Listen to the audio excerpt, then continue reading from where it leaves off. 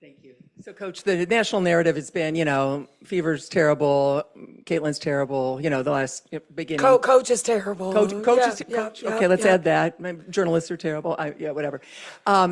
Clearly, that narrative is wrong. You guys, if the season ended today, you're in the playoffs.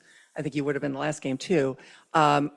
Schedule's easier, but what has been wrong about the narrative, and now what is right as you guys are starting to actually win games and show everyone what you can do? Yeah.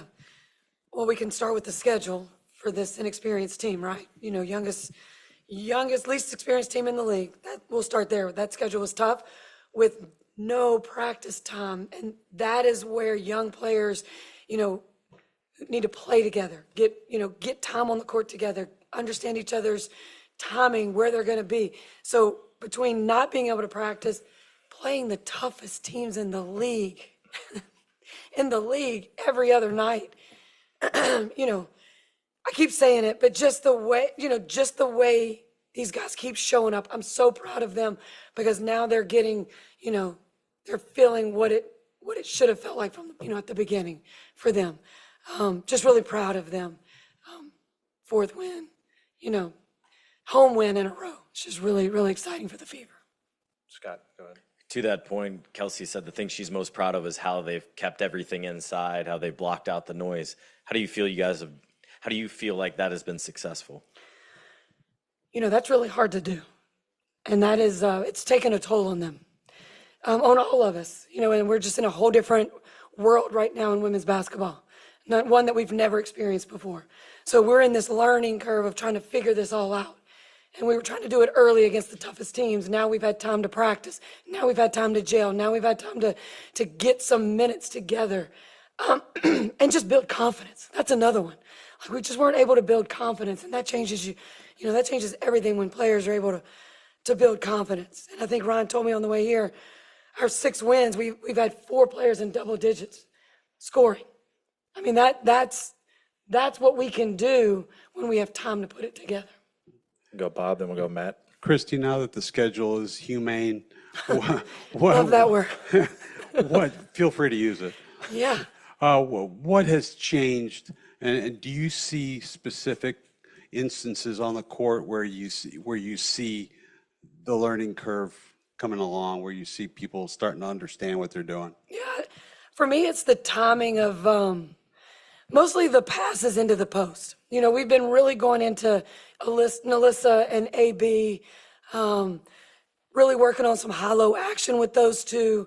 I really think, that's just a timing thing. And for me, we're getting better and we're able to work on that at practice.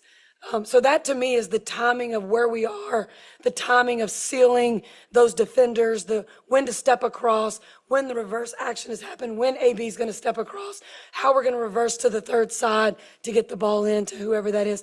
It's just timing. And that just takes obvious, time together, Go Matt, then we'll go Tony. I guess, how impactful is it for a younger team to go perfect on the homestand leading into a 5-game road trip? Yeah, these, just to get these wins at home, the fans have been showing up, the sellout crowds, just to be able to put, a product out on the floor that they're proud of. I mean, we can't thank them enough for coming out. The fans have been incredible. But yeah, just to have these wins and then now to go back on the road, against Atlanta, against Chicago, it's going to be tough. They've all been close games, so they're going to come at us with everything. We just got to stick to doing what we are doing, staying together, just keep improving every time we can step on the floor, whether that's a practice session, whether that's a video session, or in the 40-minute game. That's what I told him today. Like, we can't think about what's coming up. Like, we've got to get better in these 40 minutes. Tony and Zion. Christie, this is the second game in a row that all 4 of Nalissa, Kelsey, Aaliyah, and Caitlin have all been effective and had similar shot totals. What to you has allowed that quartet to gel and play better these last 2? I think a lot has to do with just understanding, when we're playing in that fast pace. Like if you have the advantage, 3-on-2, 2-on-1, like you keep that advantage and you keep attacking. We're really learning that when we're back 5-on-5, We've lost that advantage. Now we've got to execute. So now we're doing a much better job executing. We're doing a much better job of executing ATOs, baseline out of bounds, sideline out of bounds. But that's just that practice time, being able to work on it. Zion, go ahead. Christie, when Caitlin was in here, she talked about how, like, you know, your goal was never to win the whole championship. You just guys wanted to just make the playoffs and be in a spot to do that. I guess, how have you been able to keep this team grounded through the slower start you had and get to a point where you're competing? Yeah, just, you know, it was a challenge for them, you know, just to show up every day, not having success, going 1-8, you know, just that's really hard to do, to keep coming back and just beg, you know, asking them to just stick with it. Let's just keep getting better, keep improving.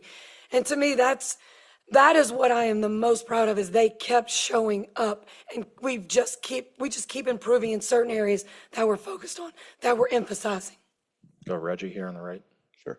Coach, I don't know if you've been asked this before. I haven't heard you talk about it at all, but you've been asked a lot about what you've done to help keep the players' confidence up. But what have they done to help your confidence up? And what's different about this team now going into the upcoming road stretch that wasn't there before? You know, it's funny, when we were having that hard stretch, and it was some really hard, tough times. You know, you as a leader, you don't have a break. And so you just have, you know, I've got great people around me, great assistant coaches, a great trainer in Todd, who's been doing this for a long time. And he is always really quick to send me a text that's unexpected, that just kind of gets me back grounded. Lead us, coach. Like, we're ready. Tell us what to do. You know, players have a way of knowing you're down and just walk by you on the bus and hit you on the back. I know it's small things, but coming from players, those are huge. And when they do those things, I make sure that, you know, I find a way to thank them for that, you know, in the next few days. Because they just, you know, they're grinding too. But again, I've got a great support staff and assistant coaches, and so I'm really lucky for that. Got two on Zoom. Taco, you want to start?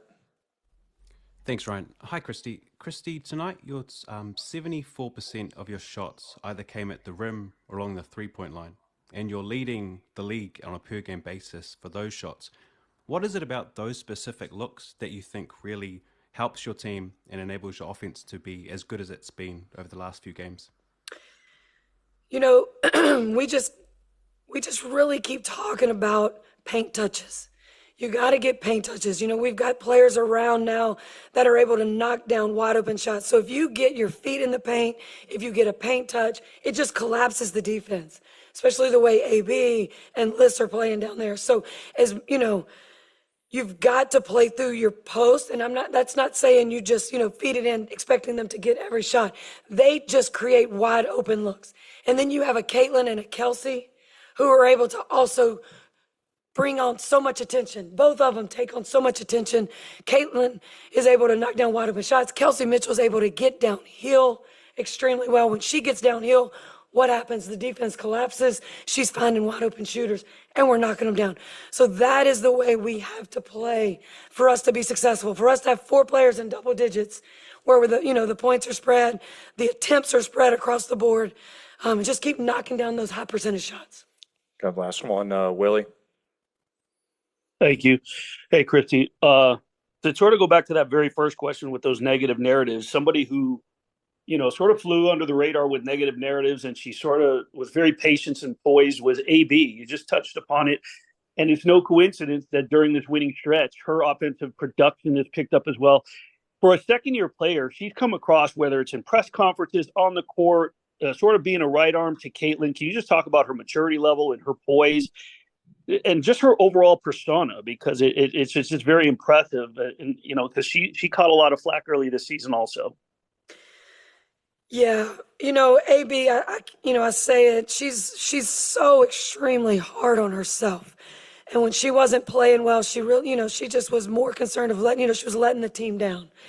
And so, you know, she just got in the gym. She got with Jared. He's her coach, and, you know, they just went to work. And then the more we played, she started figuring out the timing of things, her and Caitlin, the timing with her and Caitlin, the reds, the traps that were happening with Caitlin. She was able to roll to the right areas, to get those touches where she was making the decision whether she was attacking or she was kicking. But AB just got confidence. She got confidence after the Connecticut game. She went into business mode, and she's just been, business-like and doing what this team needs. She's been a focal point. She's knocking down shots. She's shooting a high percentage. She ended up with 22, I think, tonight. I think she didn't end up with that double-double, but 8 rebounds. I mean, I'll take that every night. Really proud of, just her and the leadership that she's bringing for our team. All right. Thank you. Everybody. Thank you, guys.